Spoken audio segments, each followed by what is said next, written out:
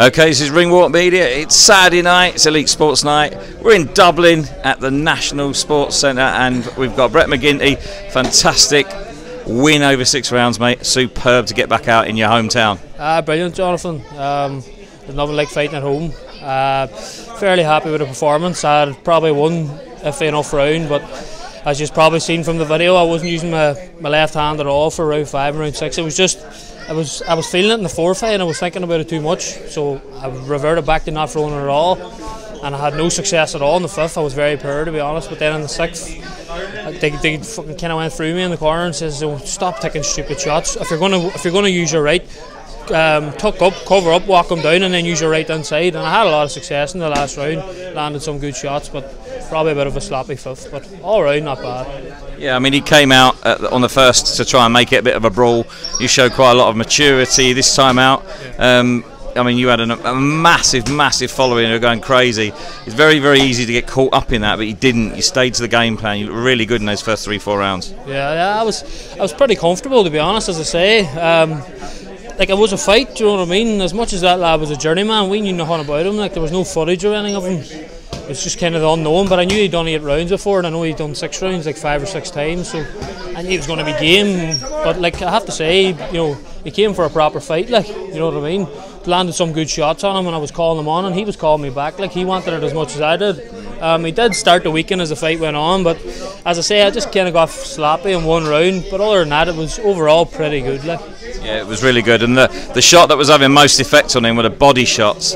Brad Ray was ringside and was screaming for you to throw them when you kept going back upstairs in that 5th. I mean, that body shot really hurt him. Yeah, I could hear Brad shouting to me about moving my head after as well, because it was obviously I was having the success, and then I was just kind of standing admiring it sometimes and taking 1 or 2 back, which I am guilty of. But that's it. Hey, there's definitely things to improve on. A lot of things that could have been better, but you know, first fight at home, over 6 rounds, really, you know, really big night. As you seen, there was a massive crowd there. You know, I never got a cheer like it in all the days boxing, even literally fighting in my home, like near my hometown. Like, this is 3 hours away, but I felt like I was out in my back garden. Do you know what I mean? It was unreal.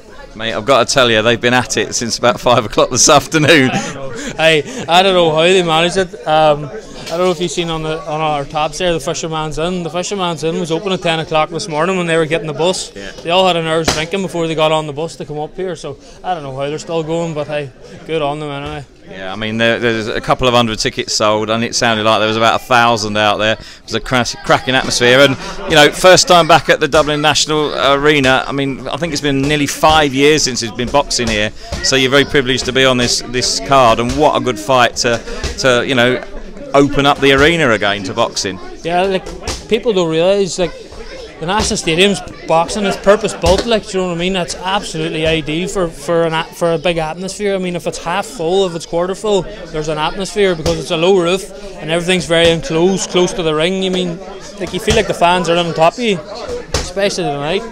You know, all the noise was coming from one side. They were all piled up in the corner, but you know, it's a brilliant atmosphere. It's a brilliant place for boxing, and I hope this is the start of many shows, you know, in the near future.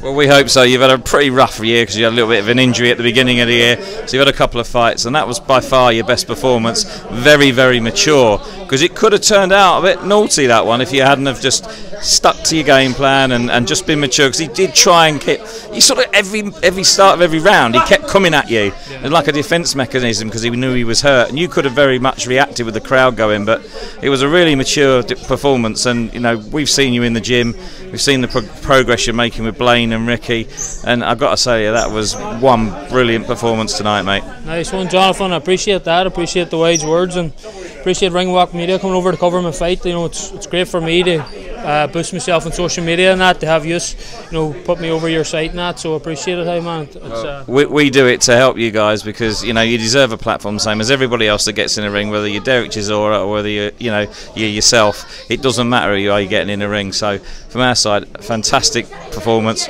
really mature. Can't wait to see the next one. But what I can't wait for even more is the pint I'm about to have. Brett, you and me both. Yeah. You're not the only one. I think Brad Rea is about 20 ahead of us, mate. But listen, Brett, superb performance. Well done tonight, and we'll look forward to seeing the next one. Nice one, Jonathan. Thanks. Thanks, mate.